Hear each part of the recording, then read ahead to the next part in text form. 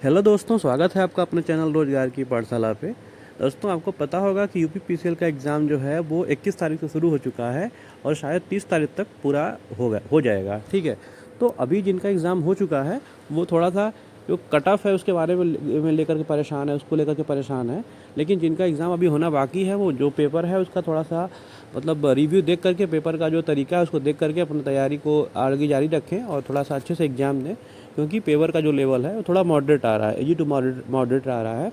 तो अभी हम अगर बात करें कट ऑफ के बारे में, तो कट ऑफ क्या रहने वाली है, तो अगर देखा जाए तो जो भी पेपर अभी तक हुए हैं, ठीक है, उसमें 4 सेक्शन हैं और 4 सेक्शन में अगर देखा जाए हिंदी के बारे में, या फिर ये देख लिया जाए रीजनिंग के बारे में, या फिर जीएस के बारे में, और या फिर इंग्लिश के बारे में, तो बारी बारी से इस पर हम बात करेंगे।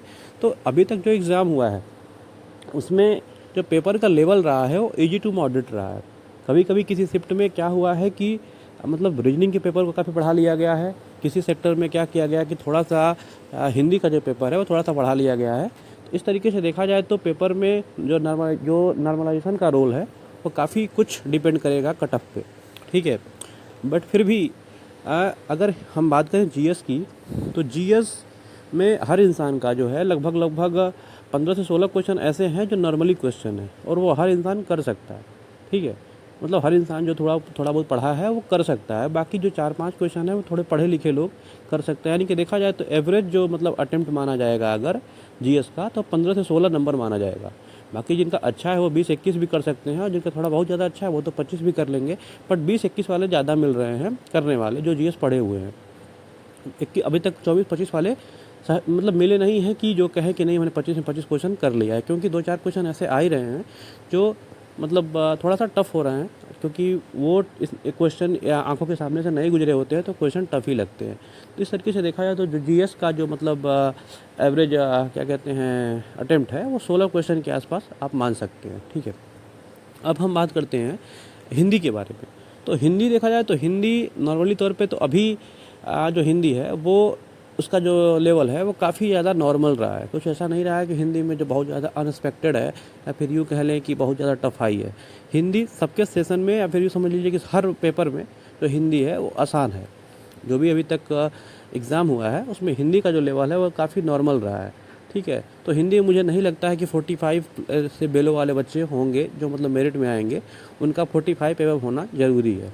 ठीक है, तो 45 अगर उनका हिंदी में प्लस है तो वो अच्छा स्कोर कहा जा सकता है, क्योंकि हिंदी का जो पेपर है वो कहीं ना कहीं थोड़ा सा नॉर्मल पेपर माना जा रहा है। ठीक है, अब यूँ बात कर लें रीजनिंग की, तो रीजनिंग का जो जो मतलब पेपर है वो कहीं ना कहीं टफ माना जा रहा है, क्योंकि रीजनिंग में जो कोडिंग डिकोडिंग है या फिर जो भी क्वेश्चंस आ रहे हैं थोड़ा बहुत लेंदी आ रहा है, थोड़ा ट्रिकी क्वेश्चंस आ रहे हैं। तो ये ट्रिकी क्वेश्चन होने के नाते जो रीजनिंग का लेवल है वो टफ हो रहा है। तो जो 45 नंबर का रीजनिंग है वो मतलब उसमें एवरेज अटेम्प्ट, या फिर यूँ समझ लें कि जो हर बच्चा करके आया है वो 30 से 35 के बीच में करके आया है। ठीक है, क्योंकि क्वेश्चन तो खैर कोई कितना भी कर सकता है, 45 to 45 कर सकता है, बट एक एवरेज जो होता है मुझे जहाँ तक पता है कि 32-33 या फिर 35 के आसपास रहेगा, उससे अधिक नहीं रहने वाला है। क्योंकि जो पेपर का लेवल है थोड़ा सा मॉडरेट आ गया है, थोड़ा टफ कह सकते हैं, मॉडरेट टू टफ था। ठीक है, तो इसलिए रीजनिंग का जो पेपर है वो थोड़ा सा लेंदी माना जा रहा है और टफ माना जा रहा है। और चौथी जो बात है वो है इंग्लिश के लिए। अगर इंग्लिश का हम लोग देखें तो इंग्लिश में जो पेपर है ना वो भाई जिनका इंग्लिश बैकग्राउंड है उनके लिए तो काफ़ी आसान है, बट जिनका इंग्लिश बैकग्राउंड नहीं है उनके लिए भी एवरेज ही पेपर है।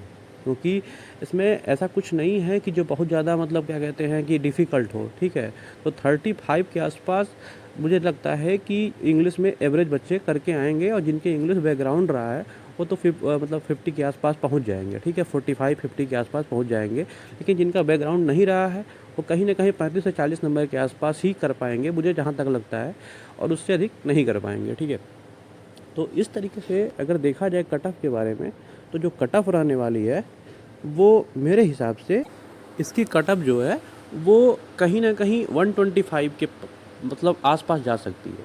125 से +5 ±5 जो है यही इसका कट ऑफ रहने की उम्मीद है, क्योंकि अभी तक जो पेपर का लेवल है वो इजी टू मॉडरेट है, ना तो इजी है और ना ही टफ है, वो मॉडरेट के बीच में आ रहा है। तो जो भी बच्चे 125 या फिर यूँ समझ लीजिए कि 120 प्लस हैं, ठीक है, वो अब प्रैक्टिस में लग जाएँ, जो टाइपिंग की प्रैक्टिस है उसको बढ़ा दें, क्योंकि ऐसा कभी कभी होता है कि मतलब रिजल्ट तो आ जाता है बट आप टाइपिंग में फेल हो जाते हो, ठीक है। तो टाइपिंग अभी से आप शुरू कर दो, और जो मतलब अभी आपने छोड़ रखा होगा क्योंकि हमको भी पता है कि एग्ज़ाम का प्रेशर था तो आपने टाइपिंग छोड़ दिया होगा, तो बस जिनका 120 प्लस है, रिटन में 120 प्लस आ रहा है, वो लोग जुड़ जाएँ, एकदम से लग जाएँ कि टाइपिंग उनकी टाइपिंग जो है वो होगी ही होगी, ठीक है। उसमें कोई इफ़ बट नहीं है। बस आप एक तरीके से सोचें कि 120 प्लस अगर आपका मार्क्स बन रहा है तो आप जो है टाइपिंग पे लग जाएं, क्योंकि टाइपिंग पे बहुत ज़्यादा टाइम मिलने वाला नहीं है, ठीक है। तो आप लोग टाइपिंग की प्रैक्टिस करें, और 120 प्लस वाले जो है अपने आप को सेफ महसूस कर सकते हैं, जहाँ तक मेरा मानना है। बाकी आपका क्या विचार है, आप क्या कह सकते हैं इसके बारे में, आपका कितने मार्क्स अभी तक मतलब आपको लगता है कि मिल जाएंगे, और आपने कितने क्वेश्चन अटेम्प्ट किए हैं, आपकी एक्यूरेसी कितनी है, आप कमेंट बॉक्स में ज़रूर कमेंट करिएगा और बताइएगा कि क्या रहेगा उसका परसेंटाइल स्कोर और क्या हो सकता है, क्योंकि मुझे लगता है कि इसमें परसेंटाइल का रोल भी काफ़ी अच्छा खासा होने वाला है। तो कोई परेशानी वाली बात नहीं है, आप लोग लगातार मेहनत करें और प्रैक्टिस करें, क्योंकि आपने एग्ज़ाम दे दिया है, आपका एग्ज़ाम अच्छा ही हुआ होगा, ख़राब तो नहीं हुआ होगा, क्योंकि आपने काफ़ी मेहनत करी है, ठीक है। तो आप लोग टाइपिंग करें, और टाइपिंग बिल्कुल दबा के करें, कोई दिक्कत की बात नहीं है। अगर टाइपिंग में आप पास होना ही होना है आपको, तो अभी से टाइपिंग शुरू कर दीजिए। फिर मिलते हैं किसी अगले वीडियो में अगले अपडेट के साथ। तब तक के लिए शुभ रात्रि, धन्यवाद।